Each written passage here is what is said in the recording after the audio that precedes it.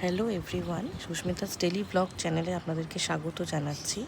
তো আগের ভিডিওগুলোতেই বলেছিলাম যে 16ই মার্চ আমাদের বাড়িতে বড় মায়ের প্রতিষ্ঠা দিবস উপলক্ষে পুজো ছিল। তো সকাল থেকে উঠে বাবা সমস্ত ঠাকুর ঘর পরিষ্কার পরিচ্ছন্ন করে ঠাকুর পরিষ্কার করে তো দুপুরের দিকে ঠাকুরদের কিছু খাবার দিচ্ছিল, পুজো করছিল। আর মেন পুজোটা ছিল সেদিনকে আমাদের সন্ধেবেলা। তো এদিকে দেখুন সবাই যে সুন্দর করে আলপনা দেওয়া হচ্ছে, খুবই সুন্দর লাগছে দেখতে।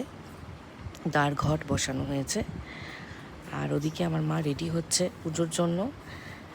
আর আলপনাটা দিয়েছিল সেটা হচ্ছে আমার এক বোন পল্লবী, ও ভীষণ সুন্দর আঁকে।